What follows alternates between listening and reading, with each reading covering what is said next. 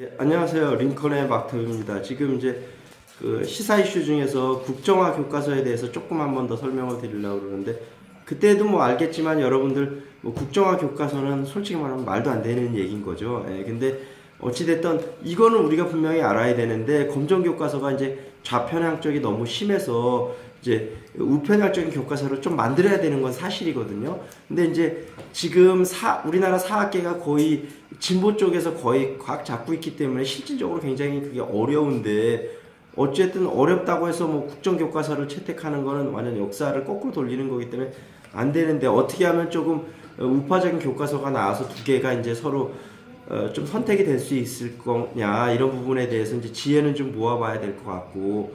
근데 이제 그 국정화 교과서 중에서 이제 그렇게 됐었던 부분 중에 제가 이제 한번 좀 설명을 드렸었잖아요. 원래 이제 이승만 정권이 왔을 때 한번 우리가 그 예전에 조선시대 말기서부터 계속 원래 이제 우리나라가 사색당파가 있었잖아요.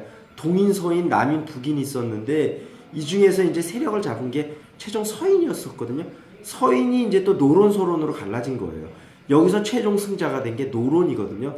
노론이 또 벽파하고 시파로 갈라져요. 근데 여기서 최종 정권을 잡은 게 노론 벽파예요. 그래서 이 노론 벽파가 그때 얘기했다시피 이렇게 정조시대 이런 때도 보면 군권하고 이런 걸 모든 걸 쥐고 있었기 때문에, 만약에 임금이 새로 바뀌었다고 그래도 중간관리나 이런 것까지 전부 다 바꿀 수는 없잖아요. 그러면 뭐 나라가 마비가 돼버리니까. 근데 이런 사람들까지도 전부 노론 벽파에서 파견한 인사들이 다 하고 있었기 때문에 결국은 왕도 노론 벽파하고 타협하는 방법밖에 없어요.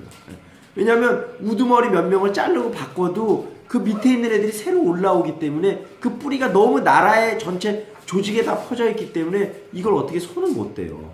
근데 그래서 이제 이완용 이런 사람들도 전부 노론 벽파 출신이라고 그랬잖아요. 그래서 이런 사람들이 그대로 일제시대 때 군부, 재계, 공무원 쪽에 전부 막강한 세력을 거쳐가고 친일 세력을 하면서 계속 본인의 기득권을 이제 유지해 왔는데, 문제는 이제 이승만 시대 들어왔을 때 사실은 한번 청산할 기회가 있었죠. 그래서 이승만도 사실은 청산을 하려고 해서 반민특위를 만든 거예요. 근데 만들고 이거를 이제 찾아내서 숙청을 하다 보니까 나라가 제대로 안 돌아가게 생겼는 거예요. 그래서 반민특위를 그때 없애버리고 그때 제대로 청산을 못했죠.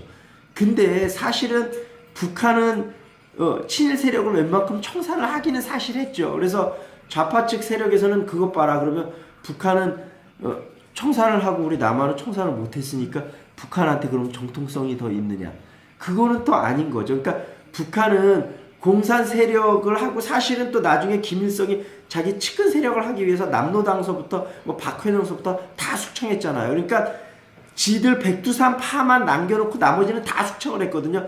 그 숙청하는 속에 친일이 있었던 거지, 친일을 숙청하려고 어떤 거창한 어떤 그런 좋은 의도에서 숙청을 한 게 아닌 거죠. 자기들 백두산 파만 다 정권을 잡으려다 보니까 그렇게 숙청을 한 거죠. 그러니까 사실은 그거를 우리나라보다 사실 친일 세력을 북한이 더 숙청을 많이 한 거는 맞는데, 그것이 북한의 정권의 정통성을 입증해 주는 건 결코 아니거든요.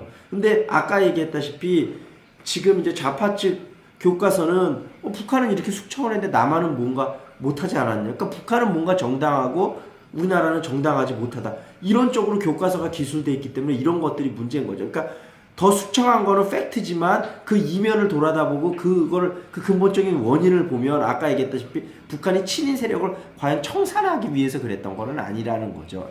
북한 공산 세력, 특히 백두산파, 김일성 그 세력을 더 공고히 하기 위해서 그런 부분들을 정확하게 우리가 알아야 되는 거죠. 그러니까 팩트만 알아갖고는 안 되고 팩트 뒤에 넘겨져 있는 여러 가지 사실 같은 걸 알아야 되는 거죠.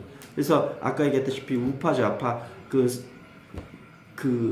그거를 양쪽을 잘 봐야 되는데, 어떤 사람들은 이런 주장을 하는 사람들인데, 그러면 우파적 세계관과 좌파적 세계관을 잘 섞어서 국정교과서를 만들면 되지 않냐, 이렇게 얘기하는데, 그거는 전혀 이걸 모르는 얘기인 건가. 만약에 한쪽을 안 하고 그럼 짬뽕이 되면 책이 일관성이 없고 뭔가 맞지를 않아요. 그래서 차라리 그렇게 하는 것보다는 차라리 우파 쪽에 좀 치우친 교과서, 좌파 쪽에 치우친 교과서 하면서 이걸 양쪽으로 읽으면서 양쪽의 시각을 골고루 우리가 하는 거가 맞는 거지, 이 두 개가 짬뽕으로 섞여서 균형 잡힌 시각이 되지를 않아요. 그런 책은 잘 안 나와요.